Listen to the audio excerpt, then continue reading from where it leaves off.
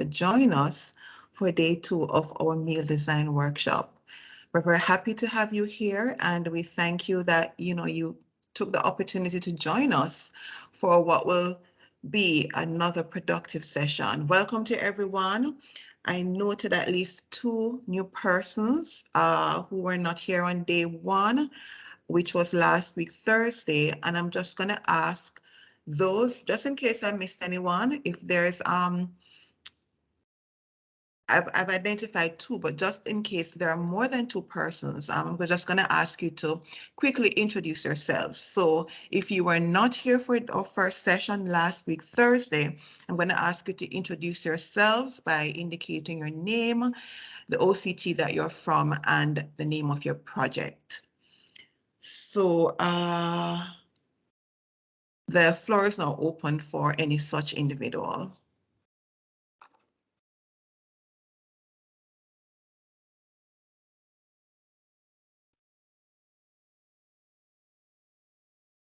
I see Nikema Hickinson. Nikema, were you here on last week, Thursday? Or Renee Ritter?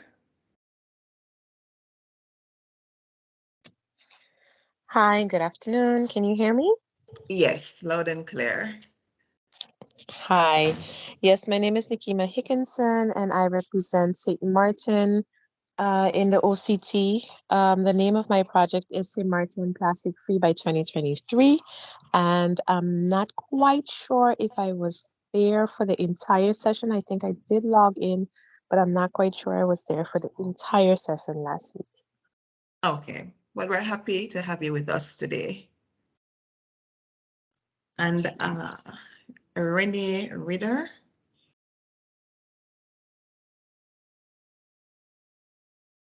Okay, or Karel. I saw a, just checking if these persons are still on. Karel or Renee. Oh, Renee, I think you were here last week. Karel, are you new? I don't recall seeing you last week, Thursday. If you're able to just quickly introduce yourself, that would be great.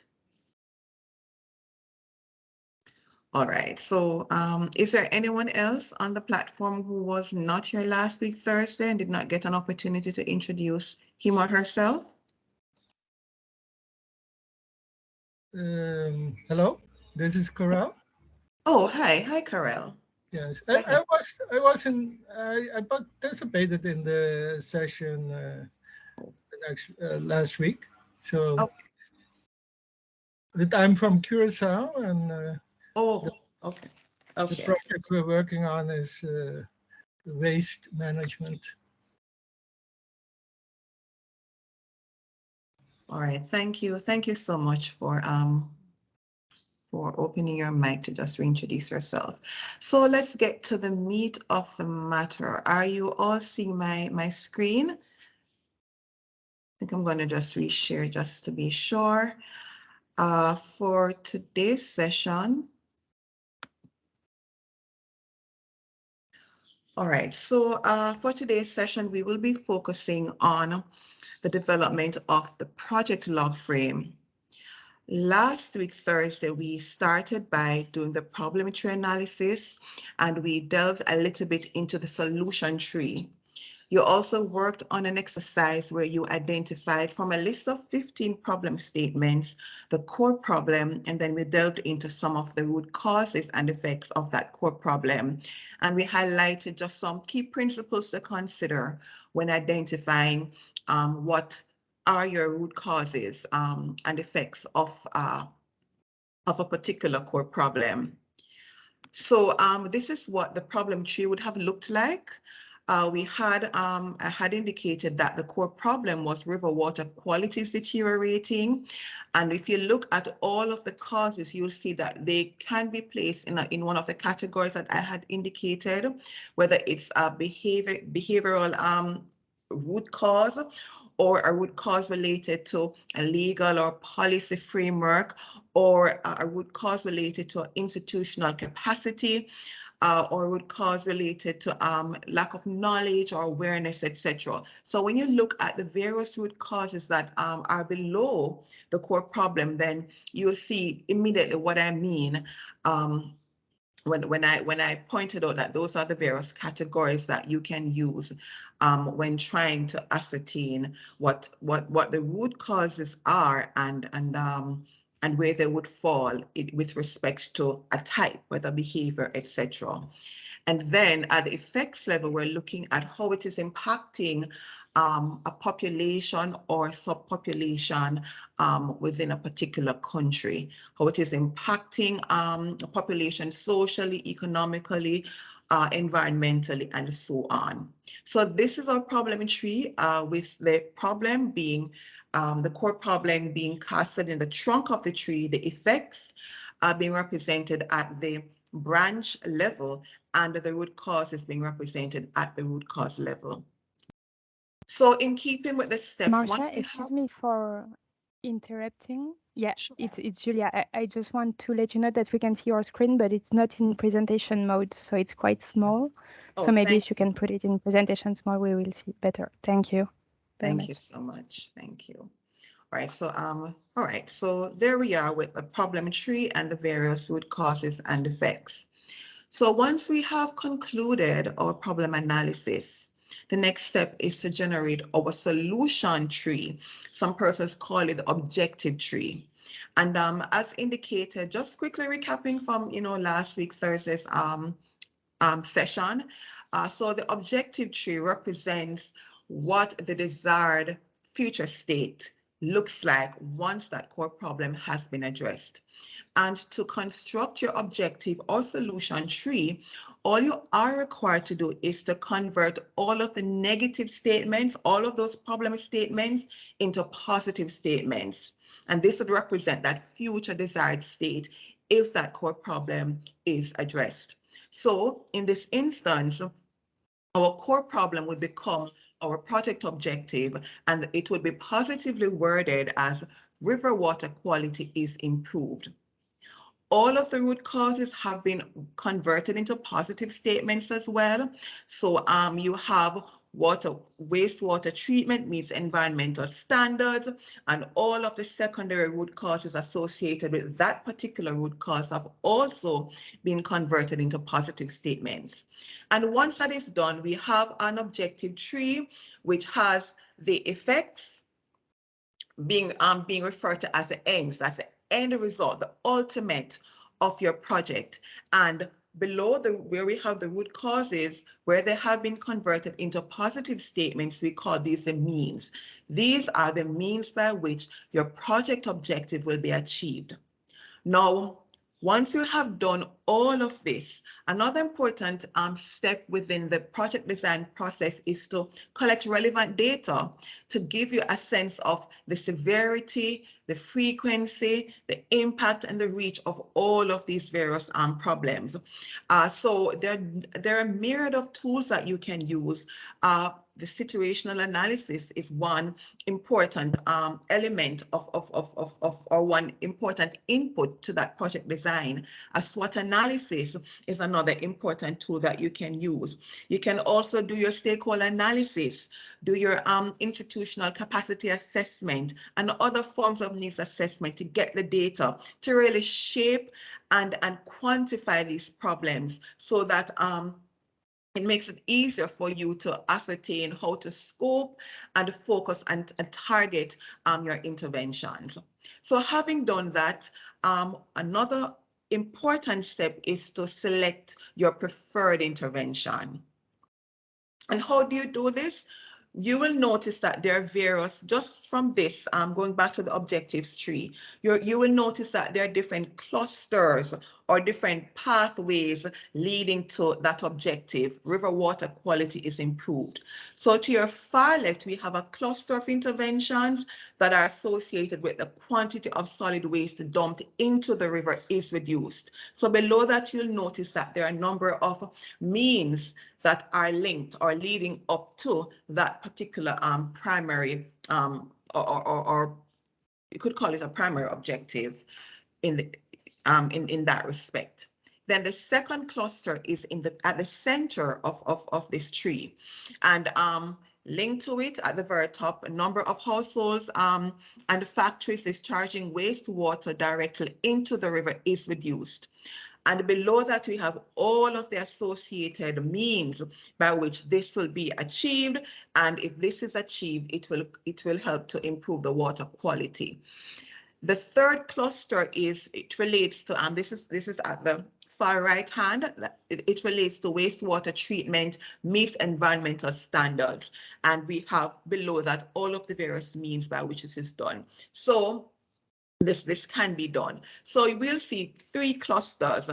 Other solution tree you might have more than 3, but the point I want you, or what I really want you to observe is that we have various clusters of intervention.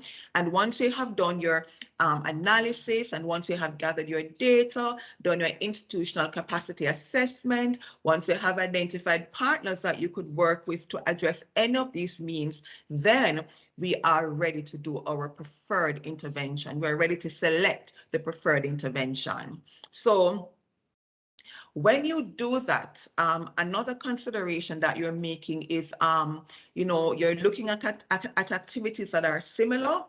You're looking at expertise, that is required for the intervention. I mentioned earlier institutional capacity. You're also looking at, the region, where would you want to implement the particular project? There are so many factors that you'd want to consider, but that in combination with the other considerations I mentioned earlier will allow you to select what you deem as the best or most impactful strategy and cluster of interventions that can be used to achieve this future desired situation or future desired state, which is the aim of your intervention. So in this example, you will see which clusters have been selected and which cluster has been excluded. So the cluster that was to the extreme left, or that is to the extreme left, has been excluded. And this project will focus on these 2 clusters, one that is focusing on environmental standards, and the other that is focused on reducing the discharge of wastewater into the river, with a focus on households and factories. You can see as well the means by which this will be achieved. So sort of the cluster in the middle, we're going to be focusing on new legal regulations, establishment of new legal regulations, also increasing the percentage of households and businesses that are connected to the sewage network, and also ensuring that pollution management is given a higher political priority. You also notice that at the lowest secondary level, we have at least 2 means that are linked to 2 of these clusters. And this is perhaps why this is one of the considerations that was made when identifying the preferred intervention. But in this case, we see increased capital investment is one of the means, is one of the, the areas of focus that is linked to increasing the percentage of households and businesses that are connected to the sewage network. And also it's also linked to, investing in environmental standards so that we can have wastewater properly treated. So once the preferred intervention has been determined, then we move to the design of the activities that will initiate these kinds of changes that will catalyze the results leading to that specific objective or outcome. River water quality is improved. And above that, we can see the contribution that this project will make to these developmental outcomes in relation to economic life and in relation to livelihoods, in relation to reduced pollution, or reduced threat to the riverine ecosystem, and increase in the fish stocks, and also in terms of the reduction in the waterborne diseases and illness. So you'll notice that the impact is really, it's a mixture of environmental effects, economic effects, and the social effects with respect to health. So that is really the final step. It culminates in the preferred intervention, and then we move next to the project design. So with that being established, the next essential thing for us to have in ensuring that we have a sound log frame and a sound a sound method and approach for me is this theory of change. And I don't want you to think of it as a theoretical construct that is difficult to define, is quite elusive. It's nothing of the sort. That is why that is why we have to first establish, the problem we're addressing, how we are going to address this problem, and the future desired state. So once you have gone through all of those steps of analyzing the problem and producing your solution objective tree, you have a very solid foundation from which to build your theory of change. But simply put, the theory of change is really an hypothesis, an idea of how and why your intervention, your project, the outputs of your project will produce the desired outcomes that you represent in your project. So it is typically represented by a narrative and a logic model, which visually represents your theory of change. There are different elements of the theory of change, but certainly in terms of the process, these are some of the key steps that you utilize in building your theory of change, which culminates in your logic model. And the visual that I have here on the screen is one example of a logic model. There are so many different versions, so many different ways in which you can depict your results chain or depict your theory of change. This is just one. But I'm going to use this to illustrate how you go about constructing your theory of change. So we have already begun with our problem or need, and we have converted that to a positive statement, which will represent the outcome of your project. The next step is to focus on the what and the how. What will you do to achieve this final outcome? Or how will you go about achieving this outcome? And who will you target with these activities and outputs? So what will you do to achieve this final outcome will be in essence the activities and outputs of your project. That is really the engine, the heart, the catalyst for the outcomes that you are, or the outcome that you'll be targeting under the project. Who will you target with these activities and outputs? You will have a very good idea if you have done a proper problem and solution tree. So you will notice when we did the preferred intervention, we knew from that point that we would be targeting households, we would be targeting factories, we'll be targeting institutions that do policy development or legislative development. Those are among the target groups or institutions that we will be targeting with this intervention. Having agreed on how you'll be doing this, the next step is to identify the resources that you will need to implement these activities and produce the outputs, recognizing that the activities lead to your output. So what you're really doing is costing the resources, costing the activities and identifying all the resources that will be needed to successfully implement these activities and produce these outputs. The next step is to be more specific. What changes will your output produce in your target beneficiaries, leading to your final outcome?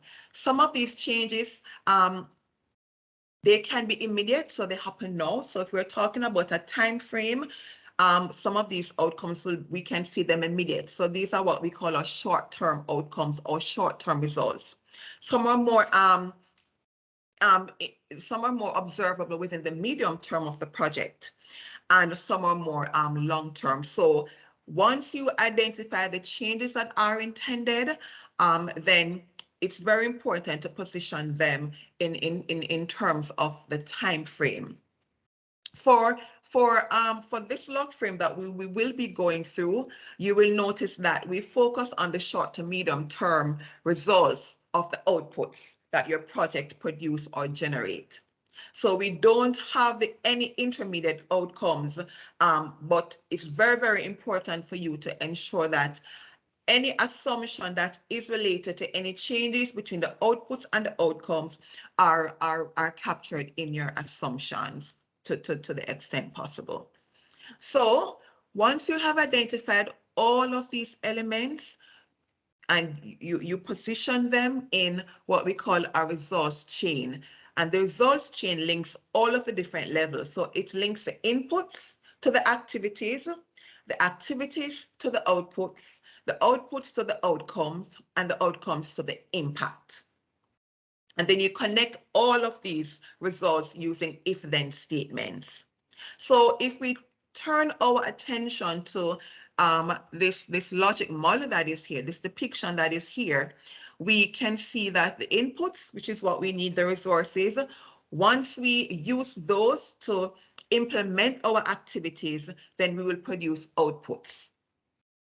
Once these outputs are produced, and once these outputs are produced, then they're expected to achieve these specific outcomes. And these outcomes, as I mentioned earlier, can be short or medium term, depending on the project, especially depending on the complexity of the project and depending on the time frame of the project.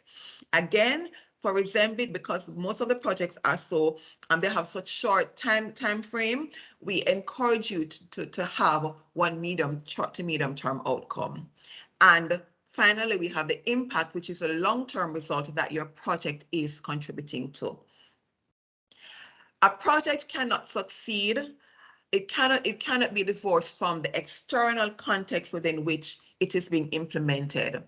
And as a result, we have to identify key assumptions and explain them. And I'll get to the key assumptions shortly. So when Sorry. Sure. Is there a question?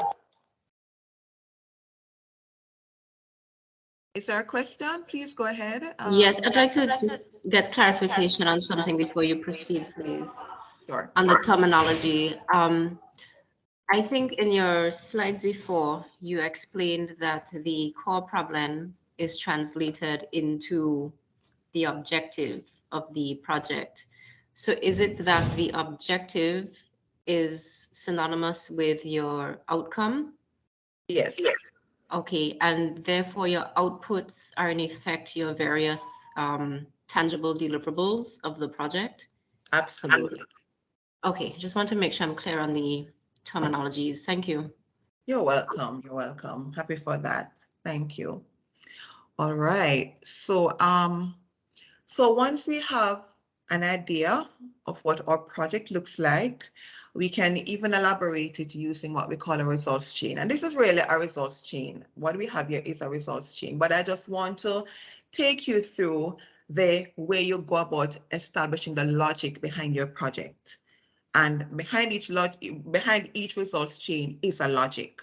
There is an intervention logic.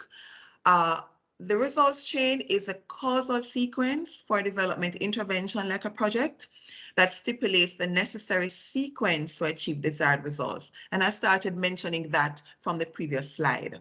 So we connect all the different results using if-then statements. So if the inputs are provided, then we will be able to implement our activities. If our activities are successfully implemented, then we will be able to produce our outputs. If our outputs are produced, then we will be able to achieve the objective of the project, which is also synonymous with the outcome. And for some donors, they use the term the purpose, the project purpose. If the outcome of the project is achieved, then we will produce an impact, or will have an impact, or we will, let me be correct, let me be correct. The project will contribute to the developmental objective or the development goal. And this is what we call the impact, the longer term change that will be observable at the national level or within the population, subgroup, etc. So Those are the different, that's the way in which you link all the different levels of the results chain. And you'll notice that there are 5 levels: inputs, activities, outputs, your outcome, and your impact. Now, your outputs and your outcomes are called your project results. This is what your project is accountable for. Your outcomes and the impact that your outcome contributes to are part and parcel of the development results. All right? Are there any questions? All right. So I just want to, because of the comment that was raised earlier, I have it further on in the slide, but I think it is important to just establish a common understanding of these terms. So as mentioned earlier, the inputs represent the financial, material, and technical resources that the project will use to implement activities. So it includes your budget, people, even time. Those are the inputs that are provided to the project in order to implement your activities. And your activities are the actions taken or the work performed through which these inputs are mobilized to produce specific outputs. So the activity is really the heart of the project. This is where the spending will be done and resources will be consumed in order to produce your outputs. Your outputs are the direct, tangible results of these activities.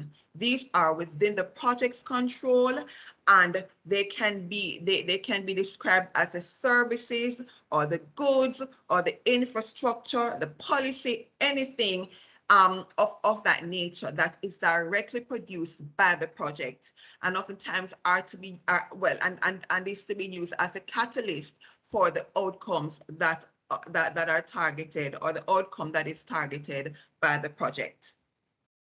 Your outcome is change. It is change that your project is not responsible, your project has no control over, but by virtue of the outputs that you produce, you can influence. By virtue of the activities that you are responsible for, you can influence. So that is why the outcomes are those changes that your project is accountable for. So it represents the short or medium term main effect of your project. And I want to emphasize main effect, because sometimes there are so many other changes, but they are secondary to what the true aim or the main intent of your project is. So if, as again, I go back to your problem tree and the solution tree, if those have been well developed, then you have a very good foundation from which to identify what is the main outcome of your project and all of the various outputs that will be used to achieve this main outcome. Your impact, as I mentioned earlier, is developmental in nature. So it represents a developmental outcome that your project contributes to.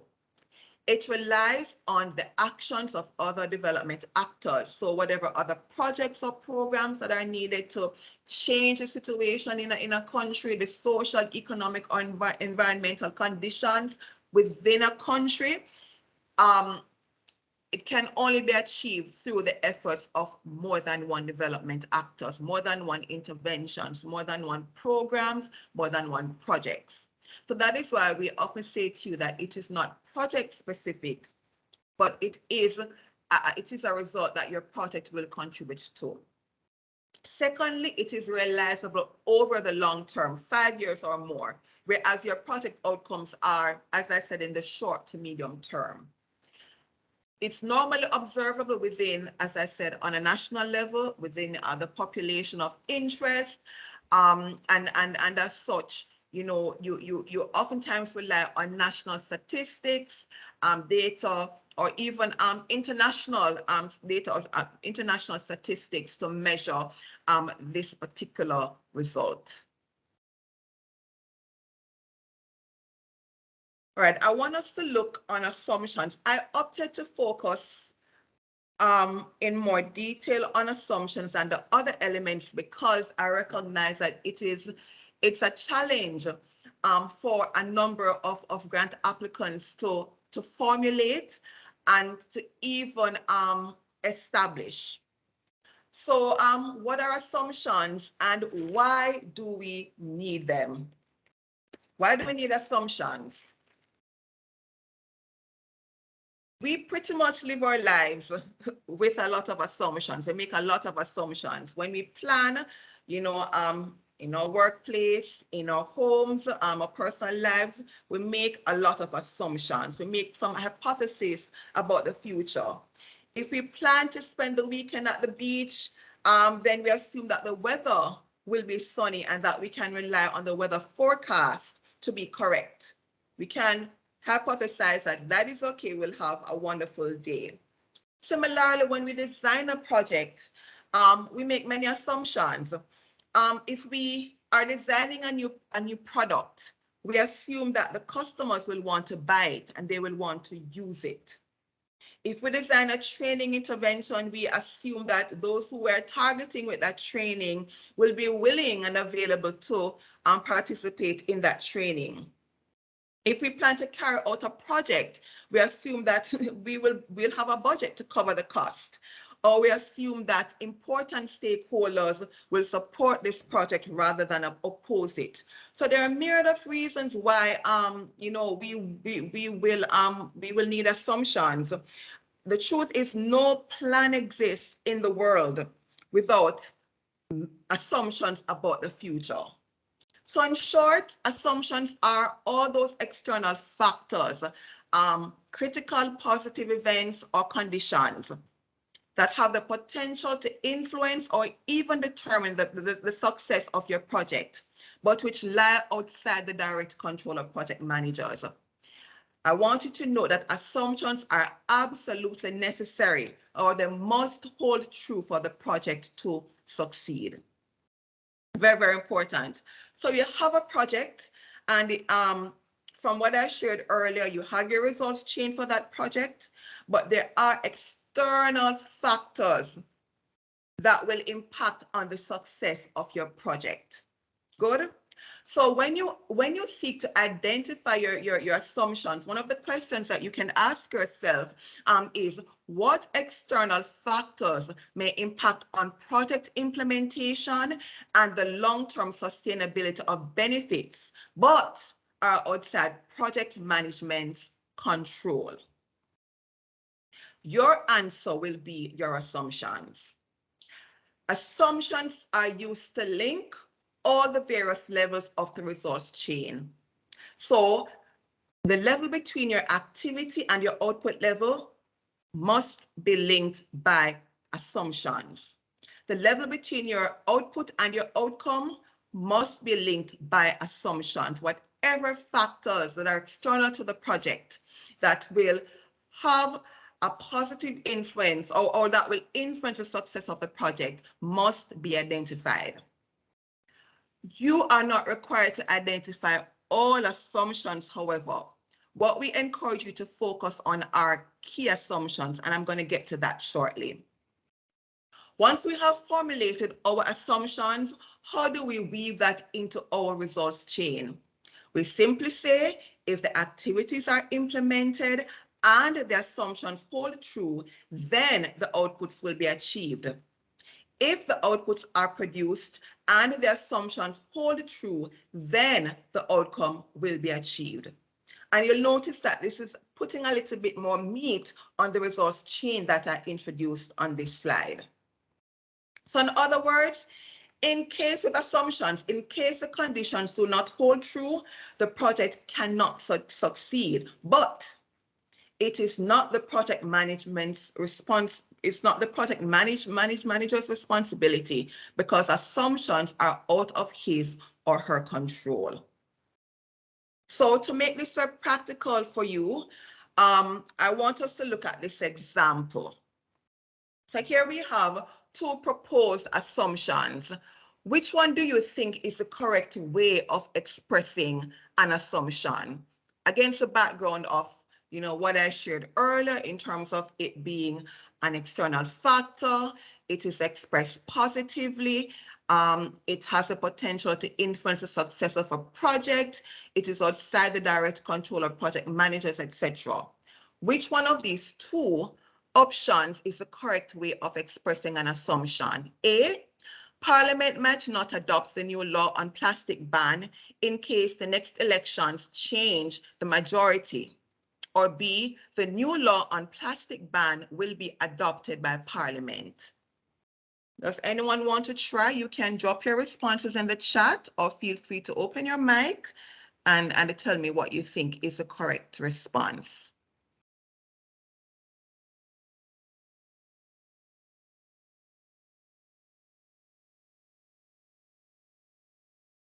Anyone wants to give it a go?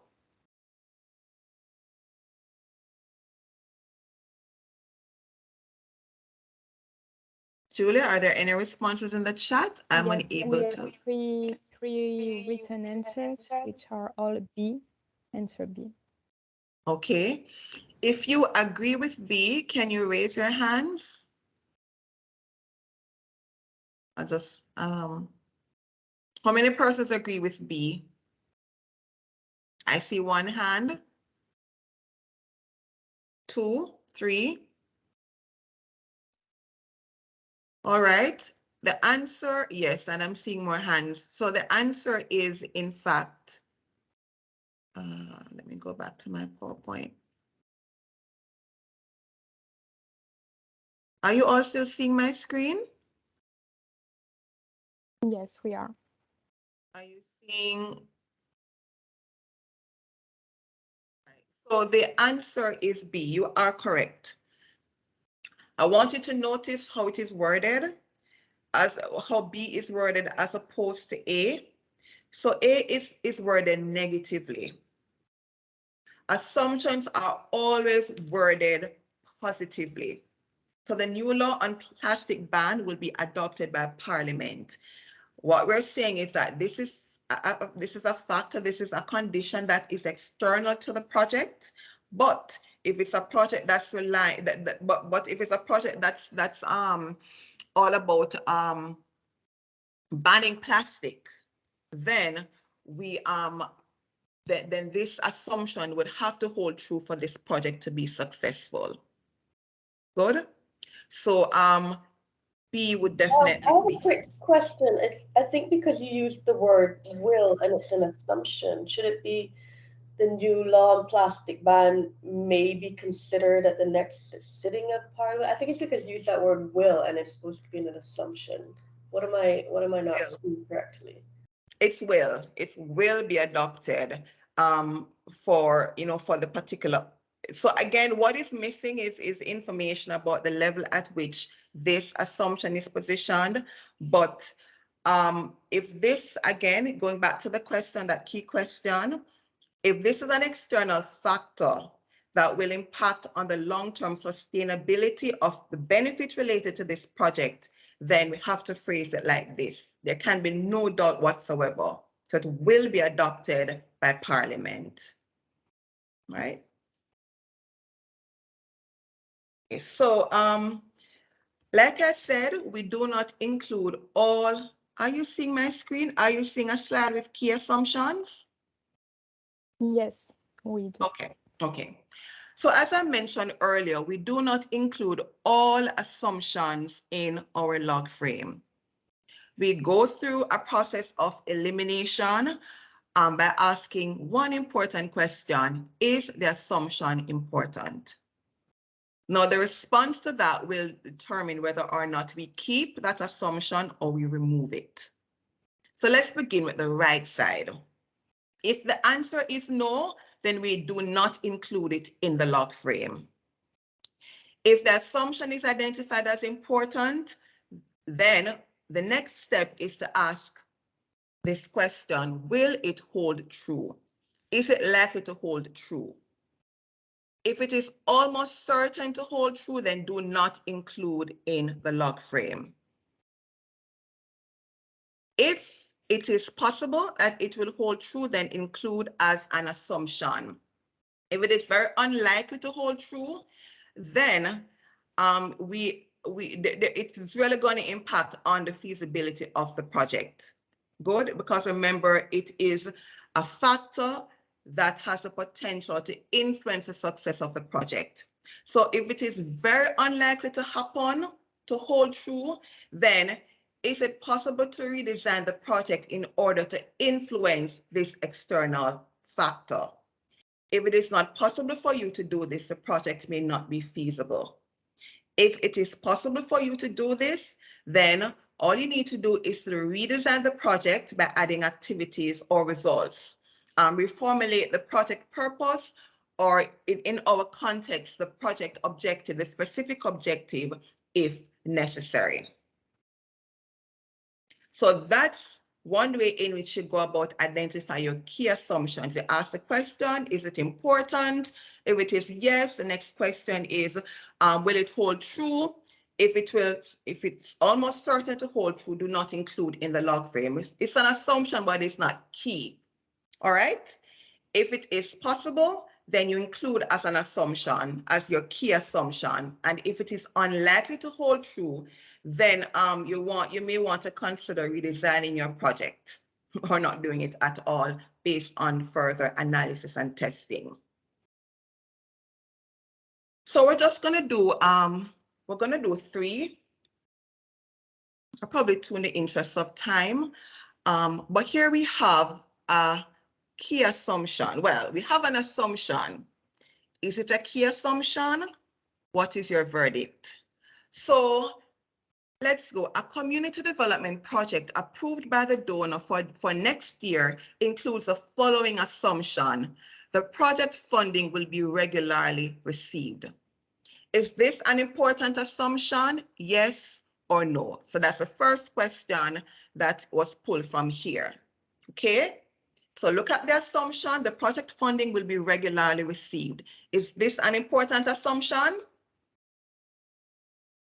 You can drop your responses in the chat. Julia, can you help me please? Or you can open your mics and respond. For now, we only have one answer, which is yes.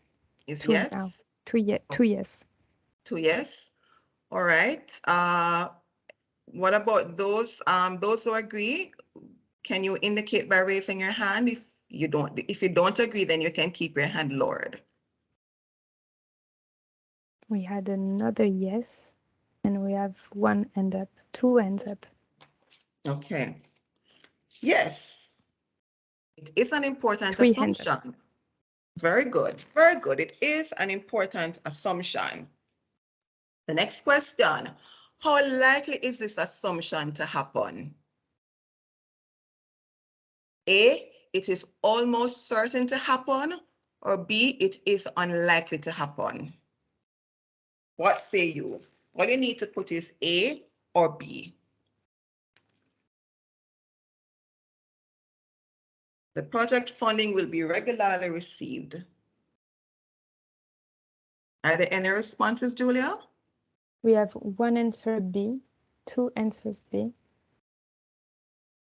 Two answers B. For those who agree that the answer is B, it is unlikely to happen, can you raise your hands? If you don't agree, you can keep your hands lowered.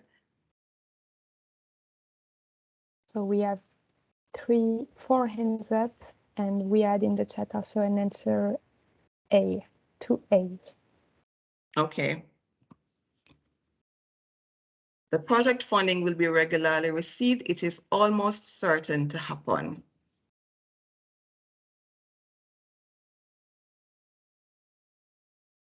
Verdict, do not include this assumption in your log frame.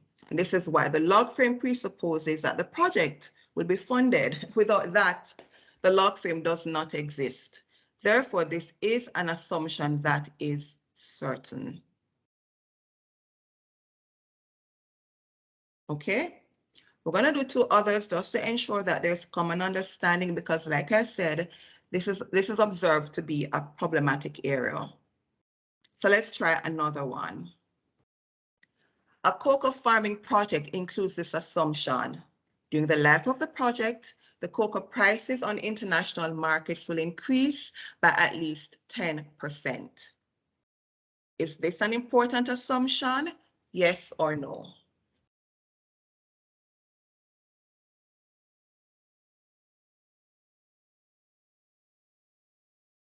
So for now, we have two answers, yes.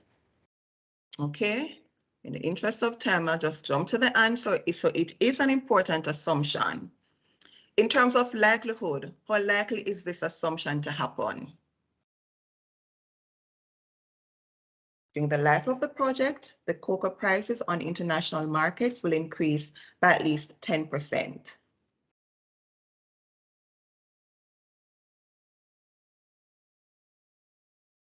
Any We have one responses? answer B, just one B, a B and an A. Two B A's. and an A. All right. So the answer is it is unlikely to happen. Can this assumption be internalized? So in other words, can we look at our activities and see how we can revise them to address this? Yes or no? No. So this project team said, no, it cannot be internalized. We can't revise the project to see if it can be included as an activity that we can address, that we can use to increase the likelihood of achieving the outcome. Now, this is like what we call a killer assumption. And I want you to go through this slowly with me.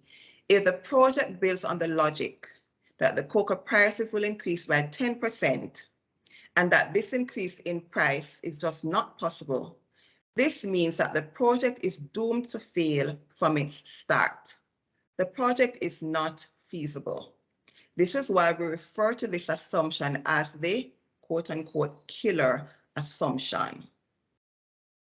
So it means therefore that for the killer assumption, yes, it is important, but if it is something that is unlikely to happen, then we don't want to consider it because it means that the project is doomed to fail from its start.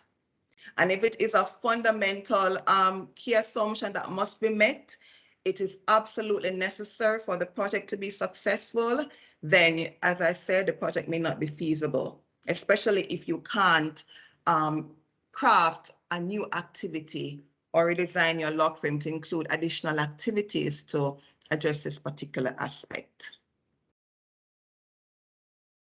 All right, this is the last one. This is just an education project. A national project on access to primary education includes this assumption. The principals of all schools remain in office until the end of the project. This is not an important assumption. I'm just going quickly in the interest of time. So assumptions that are not important, we do not include them at all. They are not important for the project success. And in this case, it really doesn't matter to the project if all principles remain the same. It's not really important. So we would not include that at all. So that is pretty much how we go about identifying our key assumptions. We first of all identify whether or not it is important. If it is important, we take it a next step further. If it is almost certain to happen, we do not include in the log frame. If it is possible, we include as an assumption. If it is very unlikely, then we look at how we can redesign the project to ensure that we can influence this external factor. Just going to give you one last one. So we're looking for the correct assumption in this case, whether it's A, B, or C. So residents of a poor shanty town dwelling on the outskirts of a large city face multiple challenges. One of them is the difficulty of waste disposal. The municipality does not cover the shantytown with this service, just as it does not with many others. At the same time, however, the recycling of solid waste, textiles, plastic, metal scraps is a real opportunity. A project is planned which plans to bring some solutions with two strategies. It combines recycling and the sale of waste by residents. Indeed, there is a growing recycling industry which shows signs of growth and the possibility of offering income to the poor. At the same time, the municipality would introduce a solid waste management also in the slum area. The aim is to improve the living conditions materially with a better environment, as well as with an income source from the waste collection. So of the three options here, colleagues, which is the correct assumption? A, the recycling industry grows as foreseen and can offer an income to the inhabitants of the slum area. B, the inhabitants are interested in collecting solid waste for an income. And C, the recycling industry does not grow as foreseen. Let's hear from you. Is it A, B, or C? So we have two answer A so far. A so far. Any others?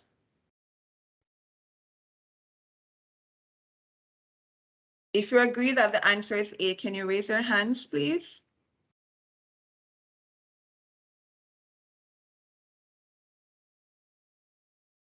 Any raised hands? Are there any raised hands, Julia?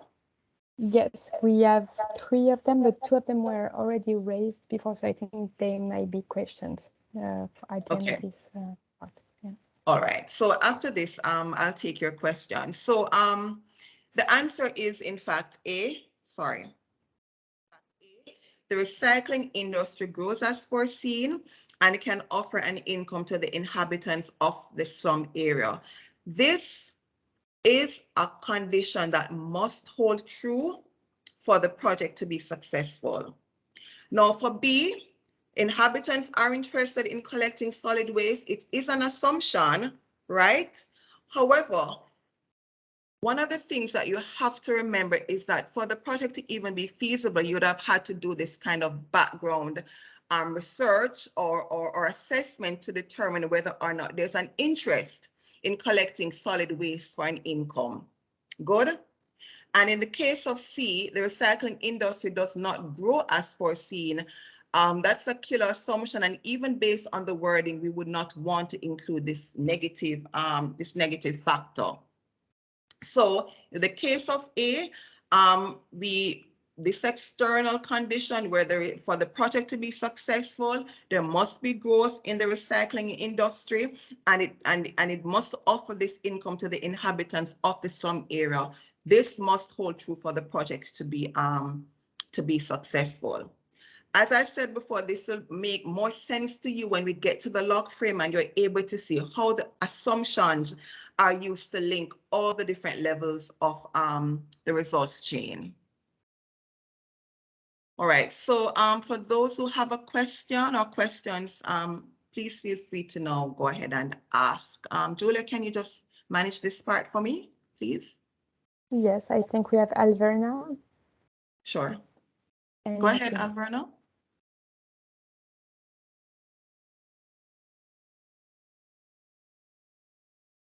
Alverna? Apologies, my hand clicked on the hand raise by accident. Oh, okay, okay. So now we have Nikima. Go ahead, Nikima. Hi, I'm hoping that you can hear me. Yes, yes, I Yeah. can. Sure. Okay, so I just wanted you to explain a little clearly why all assumptions have to be worded in the positive, in a positive light and not negative, just so All that right. that could be clear. Okay. So remember again with the definition or with our understanding of an assumption is that it's a positive factor, an event or a condition that is absolutely necessary, good, for the project to be successful. So based on that definition, we word these assumptions in a positive way. We don't want to confuse them with risks. Risk are, those can be worded both positively and, well, they're both positive and negative. And as we know, a risk is an uncertain event or condition that if it occurs, can have a positive or negative effect on one or more of your project objectives. So that's one of the ways in which we distinguish between your risk and your assumptions. So just based on that definition, it is something that it's a condition that is favorable, that is positive, and that must be fulfilled for your project to be to be successful. Secondly, when you weave this assumption into your results chain, it is advantageous to have it worded positively. And let me tell you what I mean. So if we have, and you'll see it when I get to the log frame. I just want to go back to the results chain.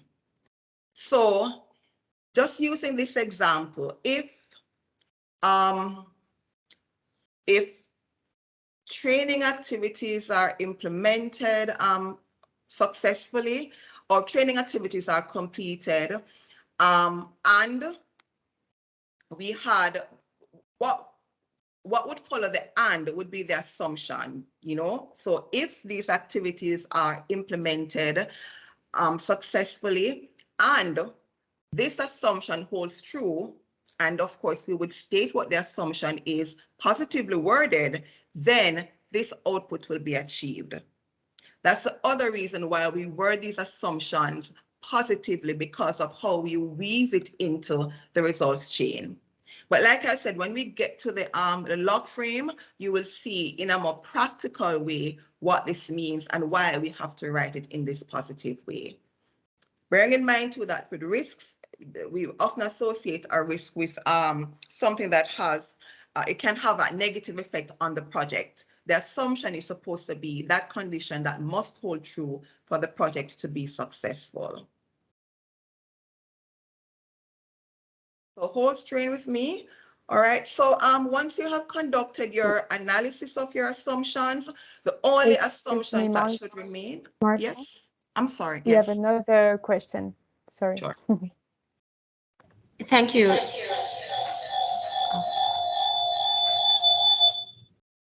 Sorry about that. Yes, thank you. I have two quick questions, please. One actually goes back. I wanted to ask from the time of the results chain to the idea you were presenting in relation to outcomes versus impact. And you explained, I think, quite clearly how project impacts falls into the space of development results.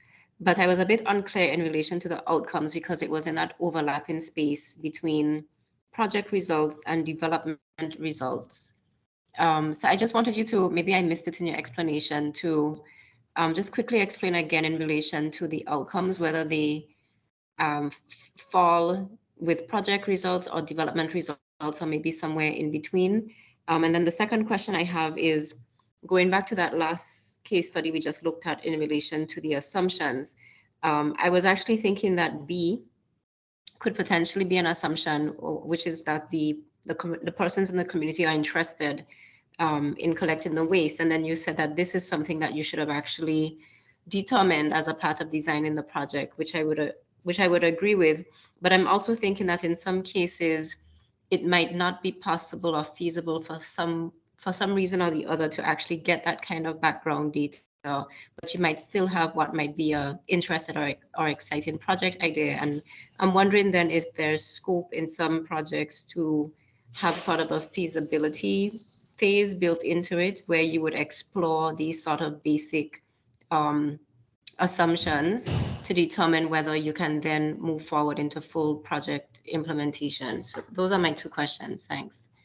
Thank you for your questions. Very good questions. And I'll begin with the second question. I would say yes. You could do that feasibility study, and that study could include different elements, including a needs assessment, of your target beneficiary, their interest, things of that nature. So I would say yes, you may definitely include that in the design phase of your project. In the same way, you would include that SWOT analysis, stakeholder analysis. And remember to, at the outset, I said, when you do your problem analysis and you do your objectives tree, it should be participatory. So you should be having stakeholders being a part of that process. And even for that particular project, even the target beneficiaries, having them as a part of that process to see if there will be that kind of uptake, interest and uptake. With respect to your first question, outcomes straddles both. So it's both a result of your project, but it is also a development result because it is contributing to the development of it is contributing to changes in your development objective or goal. So it straddles both. So you don't have to say, okay, it only belongs in project results or in development results. It straddles both. I hope I've answered your question. Yes, thank you. You're welcome. So the last thing I'll say on this is once you have done this kind of assessment, you should only keep in the log frame matrix the assumptions that are likely to hold true, but which nevertheless need to be carefully monitored during project implementation.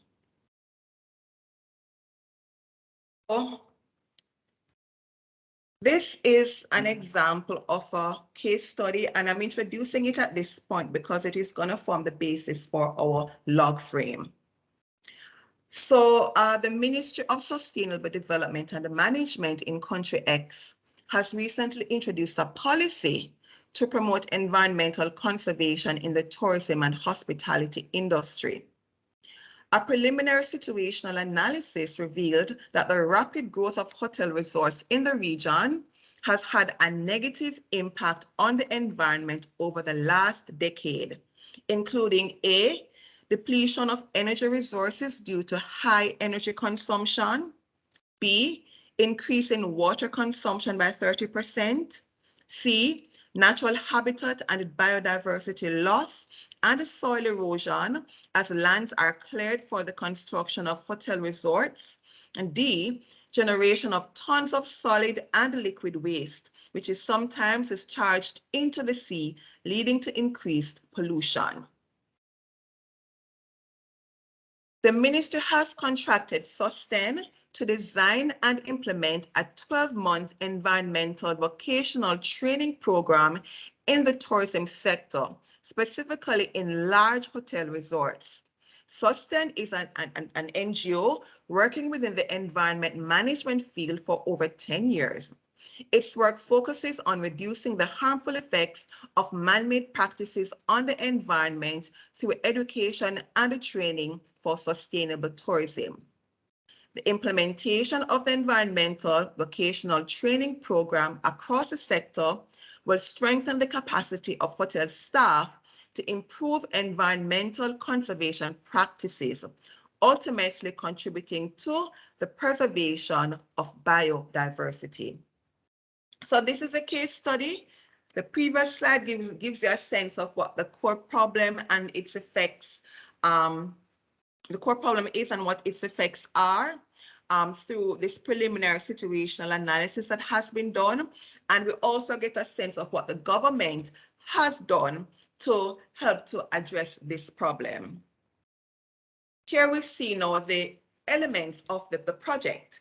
We have the engagement by the ministry of this NGO, and we see the specific focus of this project to strengthen the capacity of hotel staff to adopt these environmental conservation practices, to adopt improved environmental conservation practices, which will ultimately contribute to the preservation of biodiversity. My question to you is, which aspect of this, and I'm going to just give you a clue, if you look at the second paragraph, which aspect of this would you include in the specific objective or outcome of the project? Anyone? So we have two changes that are highlighted in the second paragraph. Change 1, strengthen the capacity of hotel staff to improve environmental conservation practices. And change 2, contribute to the preservation of biodiversity. Which one of these two would you include as a part of your specific objective or outcome? Or which one of these two would be your specific objective or outcome? I would choose the first one. You choose the first one. Thank you. Anyone else? Are we in agreement? Is there consensus? I would agree with improve environmental conservation practices. Excellent, very good. And as you can see from the design of the project, this is something that the project is likely to achieve by its completion. And that's another thing that we need to bear in mind. When we identify a specific objective or outcome, we have to think about the extent to which it can be achieved by the project's completion. Very, very important. So we don't want to identify anything that is unrealistic, unachievable, and as such, we need to bear in mind that that should really be a key consideration, because this outcome is what the project is accountable for.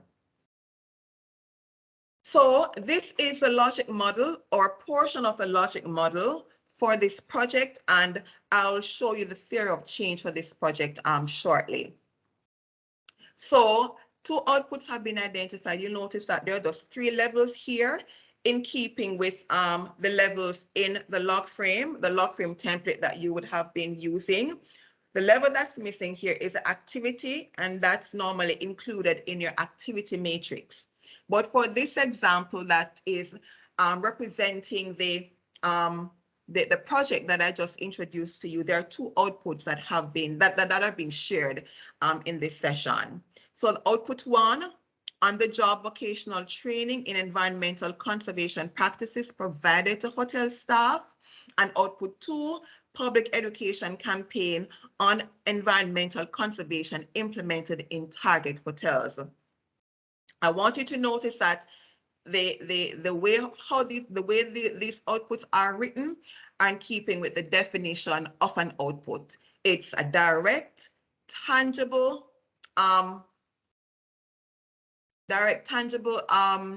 good or service, or in some case an infrastructure. That's broader the definition, but when you look at this, it is something that is tangible.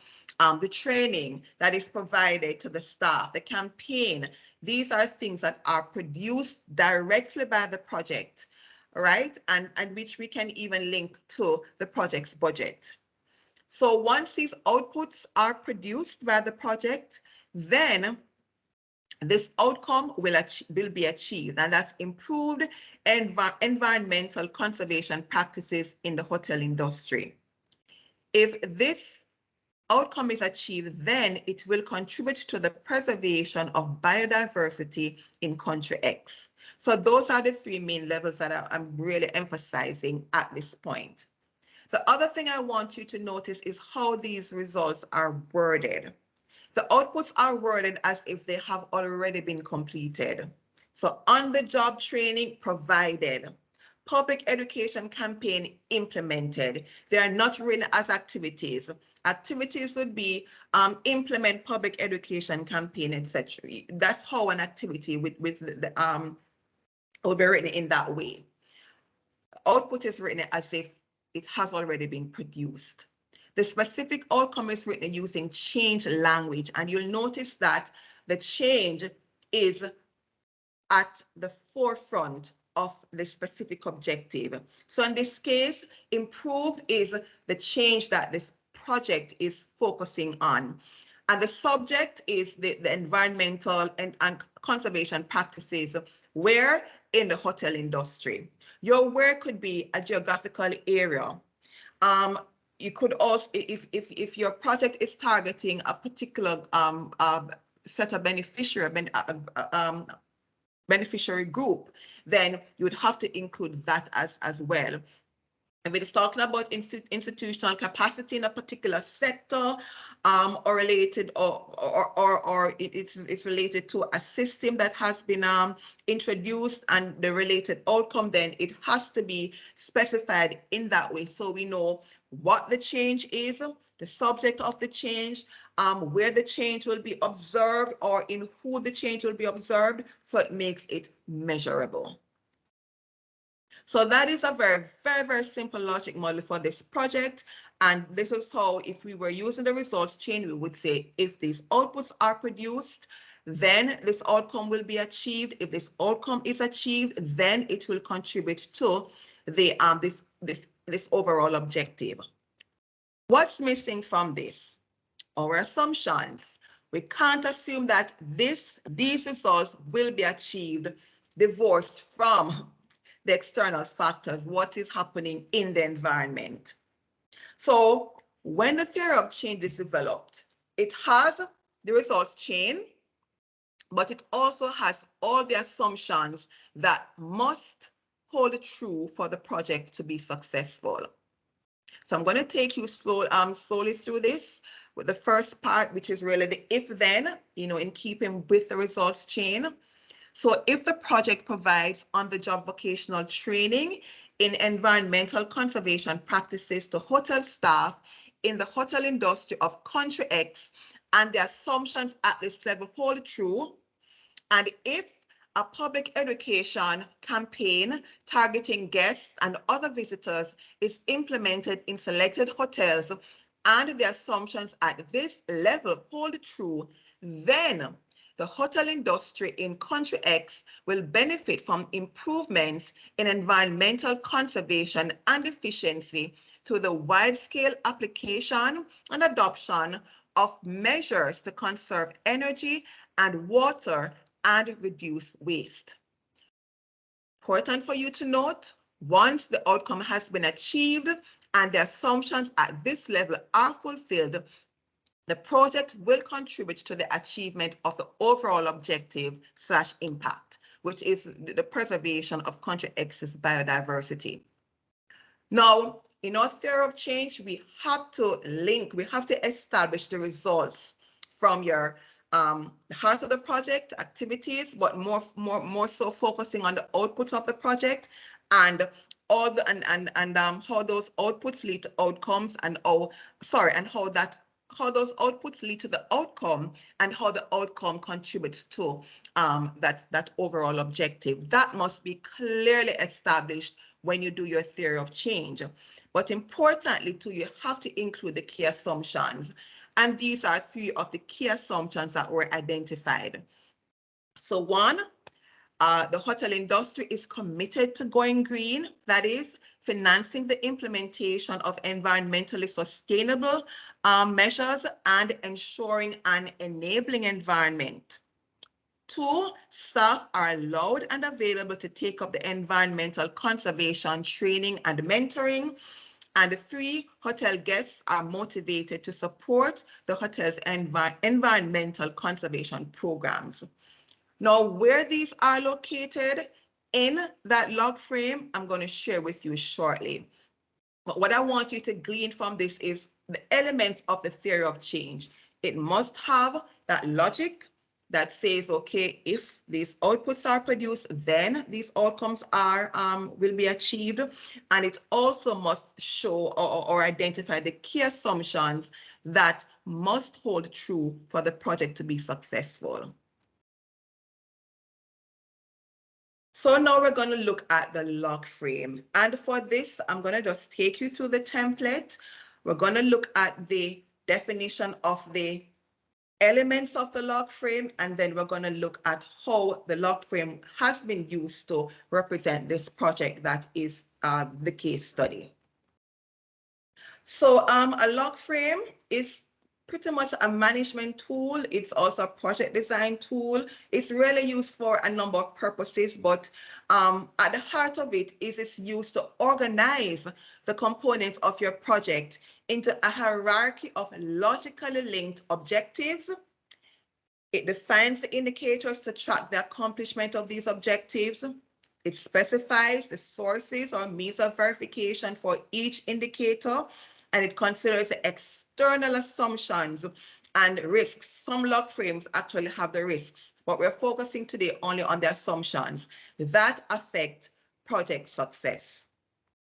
The log frame is a very important part of your project proposal, and it must be referenced in the relevant sections of your project proposal, especially there should be intervention logic and the key indicator sections.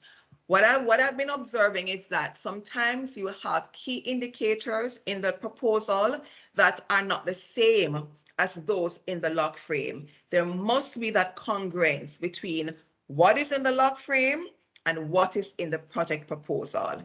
The theory of change that you present in the project proposal must be related to the log frame that is annexed to this project proposal. So just wanted to highlight those few observations and just to ensure that we pay keen attention to those things when we are doing or refining the project proposals. So it is a key element. Want you to pay attention to these. One overall objective, one specific objective, more than one outputs, and several activities that are logically linked to an output. We're going to look at that in more detail, but I want you to bear this in mind. In fact, you are allowed a maximum of 10 results in your log frame. So if we have one overall objective, one specific objective, it means you can have up to 8 outputs. So we're going to walk through the log frame template, and this is the EU, the template that the EU requires us to use, RESEMBID to use, and of course, our grantees or grant applicants to use as well. So we're going to go through the levels. I'm going to begin with the first column, results chain, and then I'm just going to take you across after that, take you across on the indicator right across. So in keeping with what we have been discussing so far, we have 3 levels. I'm not including the activity level at this point. So we have the impact or overall objective. Second level is outcome or specific objective. And the third level, your outputs. These are all types of results. What's the difference? The impact, and again, I know I will be repeating myself, but just within the context of the log frame, I want us to just be familiar with the terms and what is required. So the impact is a broader long-term change to which the action contributes at country, regional, or sector level in the political, social, economic, and environmental global context, which will stem from interventions of all relevant actors and stakeholders. So without repeating too much of what I said earlier, what we need to bear in mind is that your project is not accountable for this result, but it will be making a contribution to this overall objective. What your project is accountable for is a specific objective or the outcome, and that is a main medium-term effect of the intervention, focusing on behavioral and institutional changes resulting from the intervention. So I highlighted from the intervention because this is what your project is accountable for. It is good practice to have one specific objective only. However, for large actions like RESEMBID, other short-term outcomes can be included here, and other specific other objectives or outcomes can be included here. But for your projects, which are largely 12 months, 15 months, 18 months in some cases, we encourage the use of one specific objective rather than several. And given the nature of your projects, it really makes little sense to have more than one outcomes/specific objectives. As mentioned earlier, is the direct/tangible products, meaning your infrastructure, goods, services that are delivered or generated by the intervention. I want to highlight this, that your outputs should in principle be linked to corresponding outcomes used, this should be corresponding activities. I'm sorry, that's a typo there, through clear numbering. But I mean, within this context, we're talking about corresponding activities through clear numbering. If it's a complex project that has several components and therefore several outcomes, then we'd also have that kind of linking using numbering. in terms of your outputs being linked to your outcomes, etc.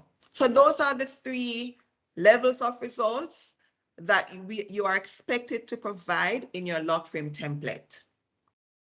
Now, once you have defined your results, the next step is to define the assumptions. We're not in the middle of this template as yet, but we want you to ensure that there's that logic. Remember, we talked about that intervention logic. It's not just the results chain, but also the assumptions. So once you have defined the results, those 3 levels, then your next step is to identify the assumptions. And it's good to start from the assumptions at the output level and then progress from there to the impact level. In our context for RESEMBID, we do not require the impact level assumption. So you would stop at the outcome level assumptions. So in this case, you would identify those assumptions that may influence the outcome output linkage. So what we would say is if these outputs are achieved and these assumptions hold true, then this outcome will be achieved. That is how you go about weaving your assumptions into this log frame. And then you do the same for the outcome level. You look at factors that may influence the impact outcome level. And as I said before, at this level, this is not applicable. Assumptions are not applicable at the impact level. So having established your intervention logic in terms of those 2 aspects, the next step is to focus on how you will measure these results. So we have our indicator. This is the main means of measuring the results. For each indicator, you must have a baseline, you must have a target, and you must have a source or means of verification. The current value I will come to shortly. What is an indicator?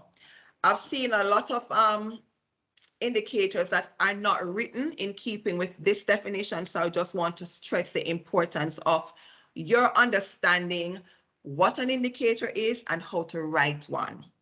So an indicator is a quantitative and/or qualitative variable that provides a simple and reliable means to measure the achievement of the corresponding result. So it is our way of measuring whether or not the overall objective or specific objective or output has been achieved. And where relevant, we encourage you to disaggregate by sex, age, urban or rural area or disability. There are certain ones that are applicable only to RESEMBID, but we do encourage you, especially where relevant, to disaggregate by sex. Once we have identified the indicator for all the different levels, you can go now and identify the baseline value. And the baseline is defined as the value of the indicator prior to the intervention and against which progress can be assessed or comparisons made. Now notice for the impact level, because you are contributing to a development objective, we encourage you to pull information, even the indicator, from your partner strategy or from your national development planning document or from a policy or from a national strategy. Because remember that you are contributing to something that is already established nationally, is documented, and generally speaking, it is something that can be found in a national planning document or national statistics or anything of that nature. So once that is the case, all you need to do is to pull the baseline information from these source documents. Similarly, the target, you can pull this from your source document. And unlike the baseline, which is prior to the intervention, the target is the intended final value of the indicator. So in other words, it is what you want to achieve by the end of the project. The source and means of verification represents the who and the what you're gonna collect the data from for your indicator from. So it's a primary source of information or data. That's one. And it also includes a method of data collection. So it could be that you want to collect data from, within the context of the case study that I gave you, you want to collect data from those who have participated in the training. They would be your data source. The method of data collection could be a survey. So you decided to survey them in order to get data for the indicator. And I should have said it the other way around, because you don't normally select the method and source before the indicator. It's really the other way around. So in this case, if it is that the indicator has to do with the percentage of hotel staff who are satisfied with the training, then the source and means of verification, going back now to the beginning, it would be, those who participated in the training, and the method of data collection would be that survey. So once you administer that to your trainees, and you should get data that will enable you to determine whether or not the target in relation to the indicator has been achieved.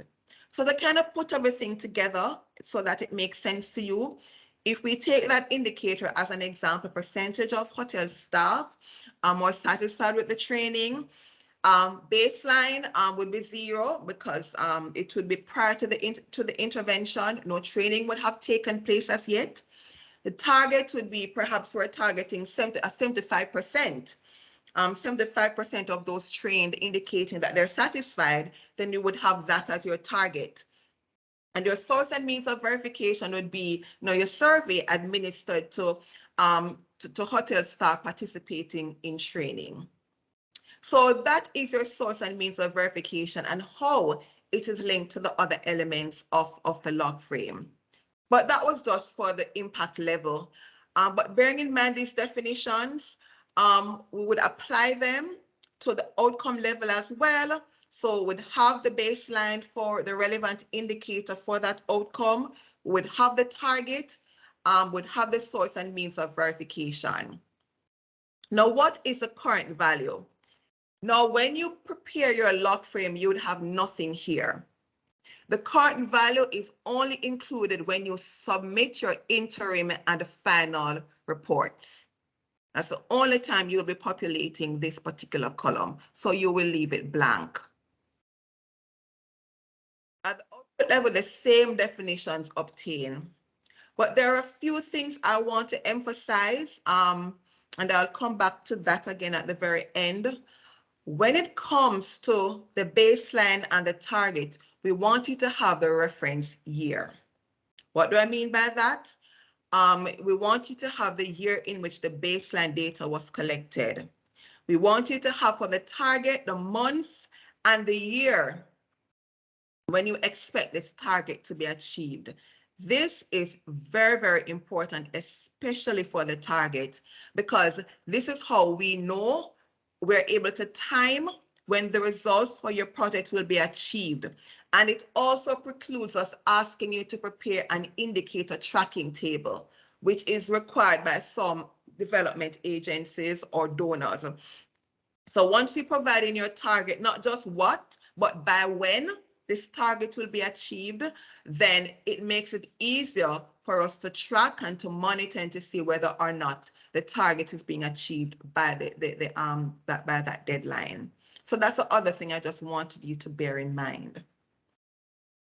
Now, the activity matrix, I want to emphasize this because there is what you put in your budget, there's what you put in your implementation plan, and there's what you put here. Colleagues, there must be congruence. However, please note for the log frame, we only want you to focus on key activities. We don't want a laundry list of activities. We just want you to focus on the key activities that must be carried out to produce the intended outputs. Now, how do we know that the activities are related to a particular output? Through clear numbering. So if you have output 1, then all of the associated activities must have output 1.1. Sorry, you will have activity 1.1, activity 1.2. You'll have that kind of numbering. For output 2, you would have the numbering for the related activities, 2.1, 2.2, and so on. But we encourage you to do this because it also makes it easy for us to track progress. So when you submit your reports and you say these are the activities that have been completed, then we're able to look back at this and see how near you are to producing that output. So if you have 10 activities, let me say 5 activities that are related to an output training for argument's sake. And when you report, you indicate that of all those planned activities for this quarter, 4 of those 5 have been completed, then we know that you are close to achieving that target, that output related target. So that numbering is very important for us and also for you, so you can stay on track and then ensure that you are working within time and all of those other those constraints. The other elements of a log frame are your means, and it's also called your inputs. So what are the political, technical, financial, human, and material resources required to implement these activities? And I would have referred to this briefly earlier. So this is the staff, equipment, supplies, operational facilities, and so on. And costs. What are the action costs? And how are they classified? And you would break this down somewhere, provide this breakdown in the budget. So this detail is required at the activity level. Notice that you are not required to have any indicators or any baseline or target or source of verification for your activities. All you need to have are, what is represented here. There are at least 2 other things that I want to bring to your attention. And I'll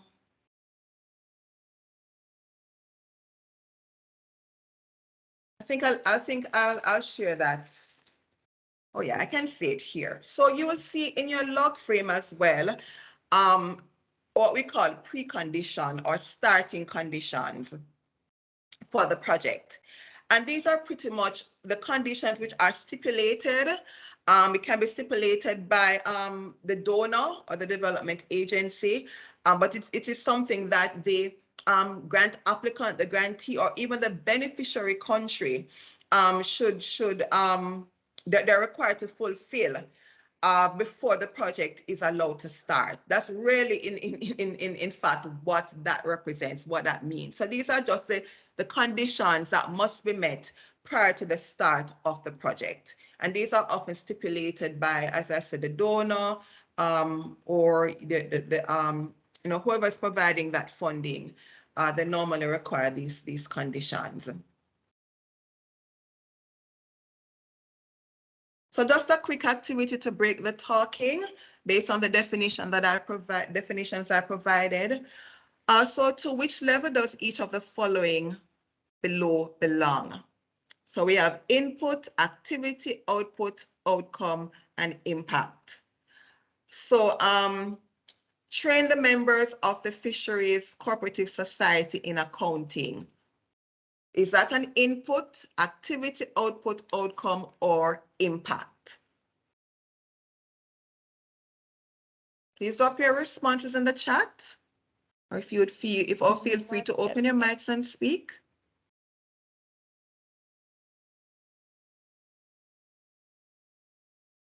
So we have Any responses, Julia? 3 answers, 3 activities. Activity, yes, very good. That's correct. That's an activity. What about the second one? Increased income among male and female fisher folks in both project districts.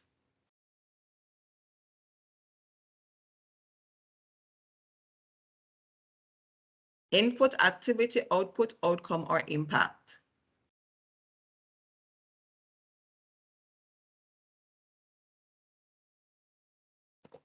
So far we have 1 answer, which is impact. Impact, all right. Any other responses? Yeah, an Outcome. outcome. Yeah, 2 outcomes. 2 outcomes. Any other responses?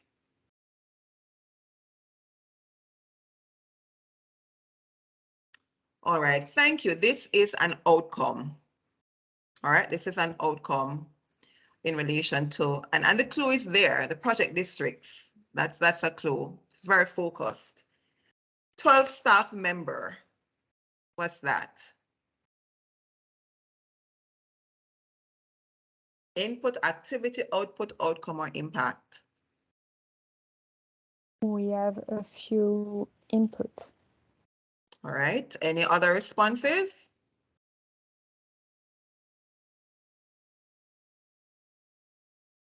All right, so it is an input. Very good.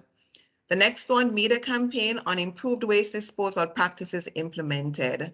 Input, activity, output, outcome, or impact.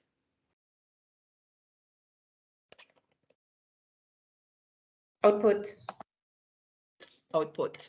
Yes, very good. And by process of elimination, the last one is impact, because all the others would have already been covered. Increased marine biodiversity in country X. Very good, colleagues. Now this is the sequence for constructing a log frame. And I kind of went over it when I was walking you through the project log frame. But no need to worry, this will be sent to you. This presentation will be shared with you so you can apply. But there is a best practice that is encouraged when you are populating your log frame. So the numbers represent the steps or what you focus on, in that particular order. So the first thing you're encouraged to do is to develop or provide your specific objective or outcome. And you'll also note that it's kind of linked to, you remember when I showed you that slide with the results chain and I took you through those steps? There are elements of those steps here. But there are other steps here in keeping with what is required in the log frame. So outcome is the first step, then 2, the output, right? So that's one of the how, you're going to achieve this outcome. Then we go to the third, which is the impact. What is the contribution? What is this project contributing to? Then we come back to the how, activities. And you do this to kind of make sure that your project is very relevant, or the project activities are relevant to what you deem to be the impact and the outcome. So having developed that first column, which are the expected results, we now jump over to the assumptions column. So after the activities, we now start with the starting conditions. And I defined that earlier. Starting conditions are the same as the precondition. Then we go to the output level assumptions, then the outcome level assumptions, and then the impact level assumptions. Having established our assumptions, then we start focusing on our indicators. So again, starting with the outcome level, we have our outcome indicators, we have our means of source of verification or means of verification. Then we go to the outputs, we do the same for that level. Then we go to the impact, we do the same for that level. And then after that, we focus on the activities in terms of the inputs and the budget.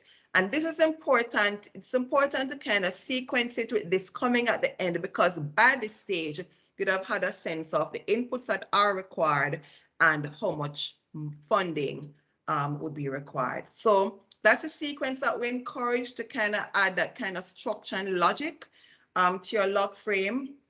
And also in keeping with the definitions that I shared earlier, you would go about crafting your indicators. So just some reminders, just for emphasis, no more than 10 results, 1 overall objective, 1 specific objective, up to 8 outputs, and they should be written as if they have already been produced. We talked about what an indicator should look like. It should be quantitative or qualitative, and it should be a variable. A variable is something that changes. It is sensitive to change. Each indicator must have a baseline value, a target value, and especially for the target, you must have the month and the year, that representing when the target will be achieved. And for each indicator, you must have a source or means of verification. You must have your key assumptions that impact on the linkage between each level of results. The activities must be linked to their corresponding outputs using clear numbering, and 5% of the total budget must be allocated to meal activities. So this is a log frame for the case study that I mentioned, and you'll notice that there is, I want to just go through it, walk you through it so you can see how what I shared with you before has been applied in a practical way. So in the first column, we have all of the results. I deliberately did not include all of the assumptions because I want to see if you can come up with some, at least one or two yourselves. But we have all the expected results from the results chain in the first column. So we have two outputs, we have the outcome, and we have our overall objective. We have identified indicators for each result. Right? So for each output, we have indicators. For each outcome, we have indicators, and so on. For each indicator, we also have a baseline value, and we have the year that the baseline data was collected. That's in brackets beside the value. And for the target, we also have the target value. And you notice we have the month and the year when this target will be achieved. As I said before, the current value is updated in interim and final report. So for RESEMBID, we require quarterly reports. So once a target becomes, once it is, how should I say now? Once it becomes, once we expect it to be achieved in that particular quarter, then you are expected to report on it. All right. The source and means of verification, you'll notice that there's one for each indicator. And of course, we have our assumptions. So I'm just going to take you through, just going to take you through how we have applied this practically. So we're going to begin with the output number 1 on the job training provided to hotel staff. For that, we have two indicators.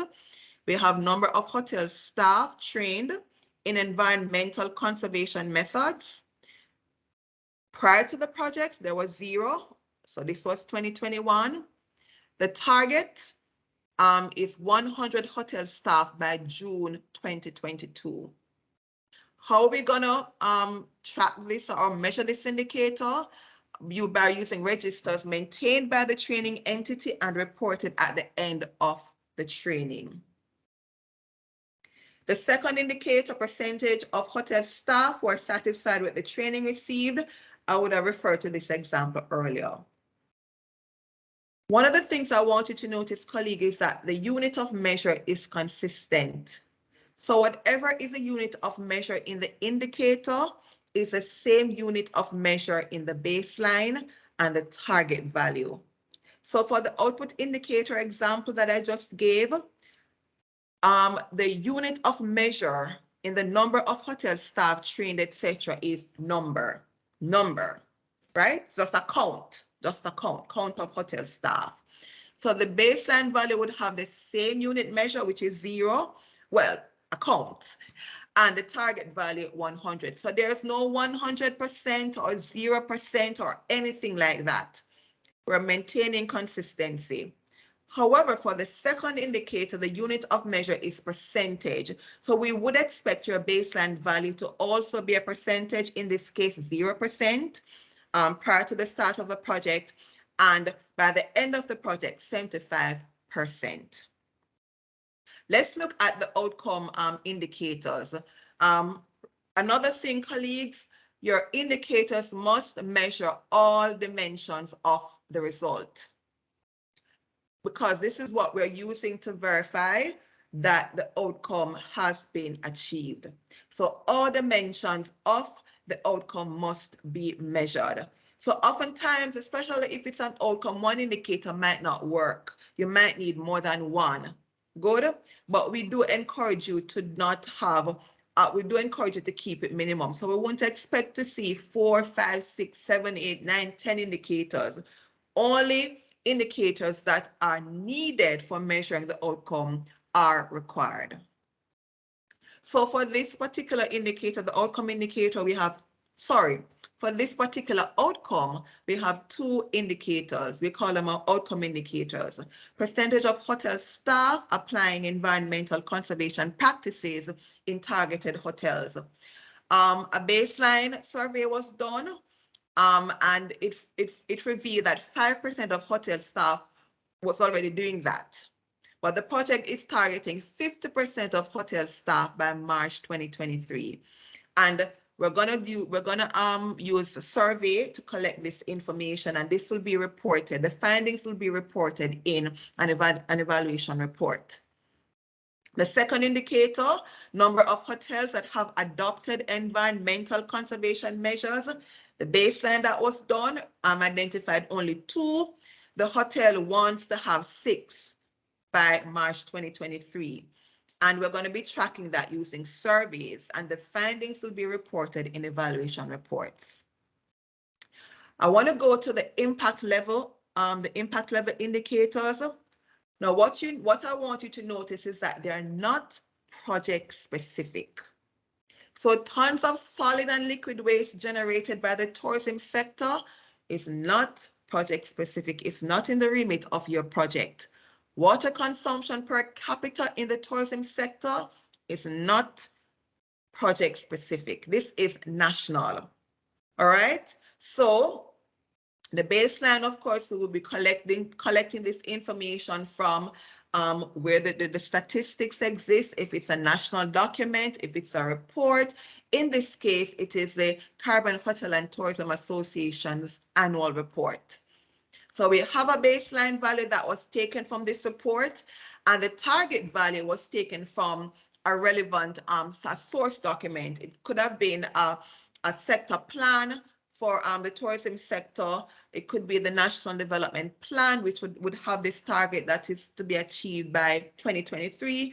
But the important thing for you to note is that you'd go to these national source documents for information related to these indicators. But like I said, your project is not responsible for that.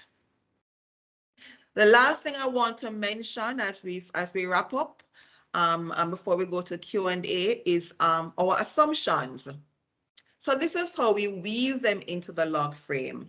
So we're going to look at output 1 on the job training. Good. So remember that the assumption that is here, staff are allowed, is really linking your activities to this particular output. Good.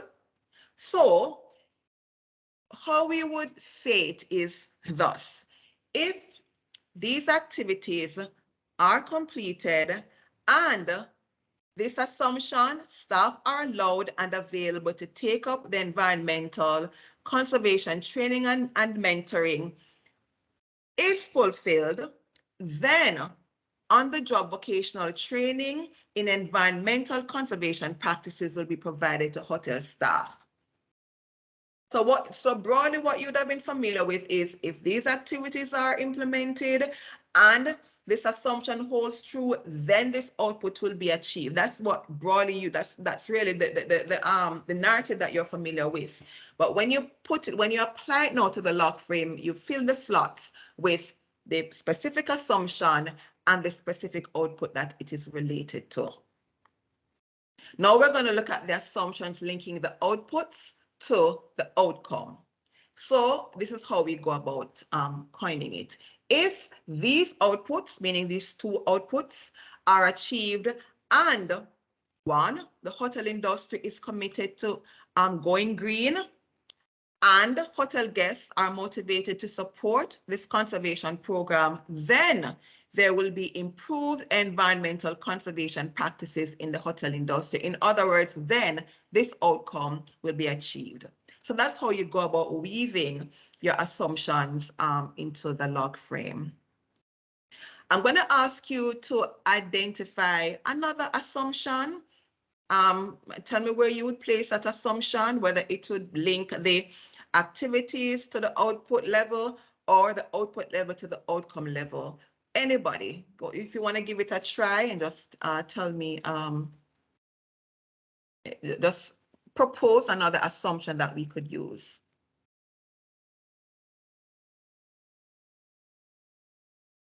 There's also an output related here to public education campaign on environment conservation practices. So if anyone wants to propose an assumption for that output, please feel free.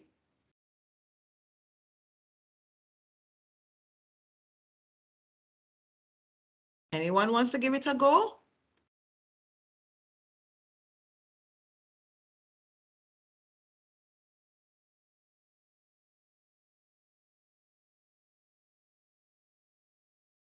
Any responses, Julia? No, we have no responses in the chat. Nobody wants to give it a go?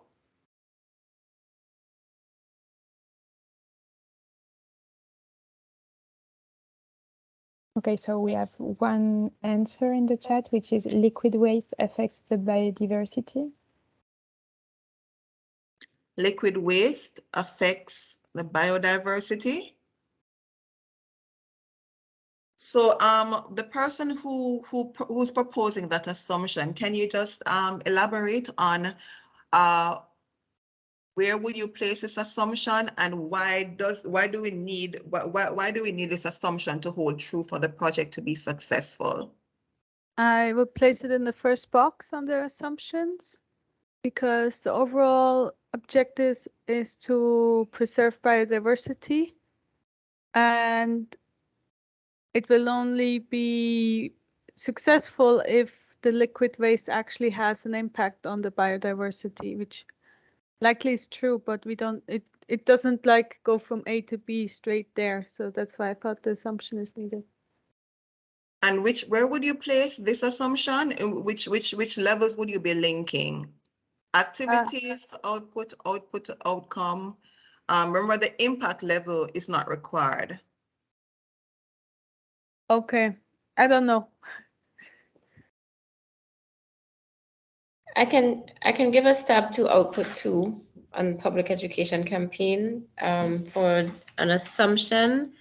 It seems as if the indicator is suggesting that the hotels would actually make the products available at the hotels. So I think an assumption would be that the hotels are willing to distribute educational products on environmental conservation practices or communication products. Repeat, the hotels have a link. Sorry, I'm saying the assumption would be that the hotels are willing to distribute communication products on environmental conservation practices.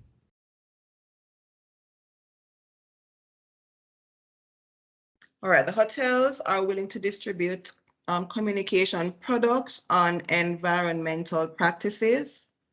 Yeah, I'm saying that because the indicator seems to suggest that you're measuring the number of communication tools and products that are made available in the hotels. So they have to be willing to actually distribute those products. All right, so I'm going to use these two examples. I'm going to respond to the second one first, and then I want to go back to the first response. So typically when you do your assumptions, you're not linking them to the indicators. You're linking them to the result. So it is what external factor, is the external factor or factors or conditions that must be fulfilled in order for the output to be achieved. Having said that, if we say these activities are implemented and the hotels are willing to distribute communication products on environmental on environmental practices, I hope I got that right, then the public education campaign will be implemented in target hotels. Is there a logic? Does that make sense to us? Is there a logic inherent in that? Is this a condition that it is absolutely necessary for the project to be successful?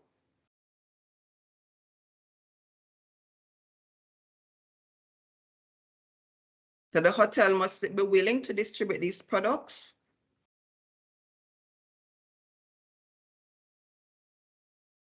If it is that the hotel has a particular responsibility within the project, because if the hotel is benefiting, then it goes without saying, because remember we talked about key assumptions.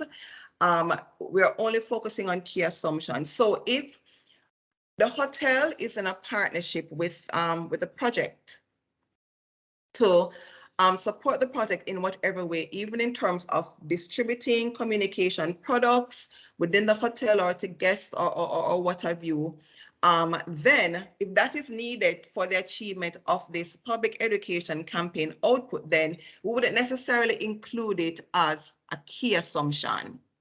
With me? But that is if that is if the hotel is in that kind of partnership.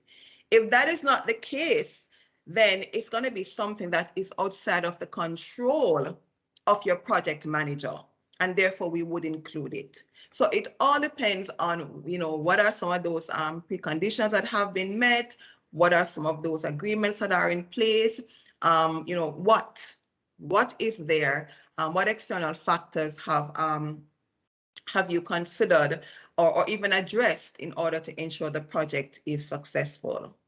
So I hope that helps to kind of clarify the two scenarios that can play out in determining whether it is included as an assumption or not. And then the first one, liquid waste will improve biodiversity. Well, your project is predicated on this particular hypothesis. So we would not necessarily include this as an assumption. Liquid waste will improve biodiversity. And even how it is worded, just to use this as an example, we need to make it more specific to the condition that must be met, right? For improvement in biodiversity. Good. So we already know from the introduction of the case study that the government has already introduced a policy to improve conservation practices. So there is that already in train. But certainly in terms of factors that might be other factors that might be out of the control of project managers, out of the control of the project manager with respect to this outcome, we can look at what other external factors outside of the policy that might be needed to have this kind of sustained change in the sector and more specifically in the hotel industry. So those are just that's just some food for thought as you go about defining your assumptions and ensuring that they are really weaved into the log frame so that they make sense. I'm 3 minutes over time, but this is the end of today's session. Are there any questions at all? Any burning questions? Any comments? Please feel free to ask at this point. And in the meantime, I'm also inviting you to, so Julia has perhaps already dropped the evaluation form in the chat, but if you will not be participating in tomorrow's session, if today is the last session for you, then we ask you to complete that evaluation form. If you'll be back tomorrow, then we ask you to wait until tomorrow. So we just do these things concurrently. Any questions, colleagues?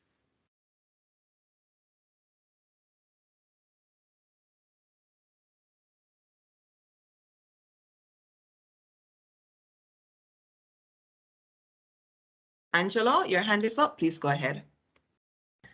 Yes, I think at one point you mentioned that we have to allow at least 10% of the total project budget for the meal. Does this mean that the expectation is that we hire somebody to undertake this function? Because if it would be done by our internal staff, I'm not sure that it would, at least in the context of our particular project, that it would carry such a high cost attached to it. And then the second question, more logistics. We're wondering when the recordings from the trainings would be shared. Is it all going to happen at the end of the sessions, or can we receive the recordings to date before the final session to go over some of the concepts? Okay.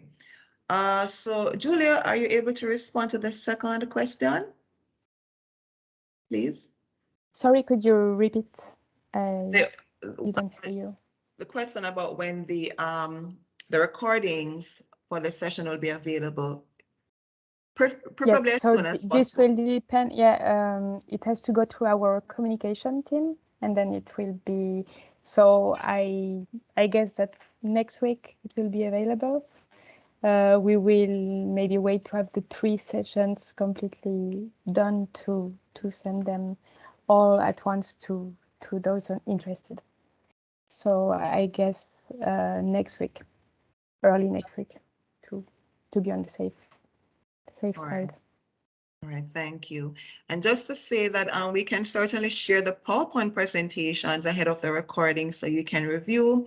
And we also have our meal guidance note, which is really for our grant applicants to really guide them through the process of preparing the log frame and preparing the meal section of the project proposal. So we have those 2 resources that we can definitely, we're pointing you to the meal guidance note. I think it's on our website. I know, right, Julia? Memory serves me right, but the PowerPoint presentation we can share with you as soon as possible. And then with respect to the first question, it's not 10%, it's actually 5%. And we encourage you to use that for meal activities. So it includes any final evaluation that you have to do. It includes any learning exercise that's a part of your meal system, any data collection. That's really the kinds of activities that we would want you to use that 5% allocation for. Some projects have actually hired a meal assistant. Some call it a meal officer. It's really up to you, and it depends on the size of the project.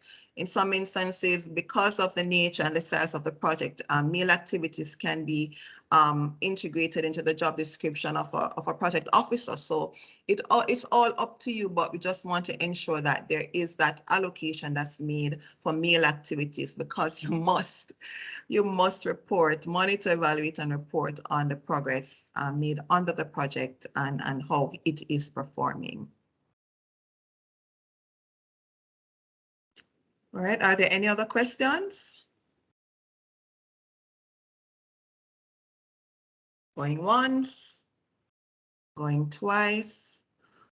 All right, so thank you, colleagues, for another very productive session. I hope that your time with us was well spent and that you have learned a lot that can be applied, to your efforts to develop or finalize your log frame and your project proposal. So we look forward to seeing you tomorrow, same place, same time.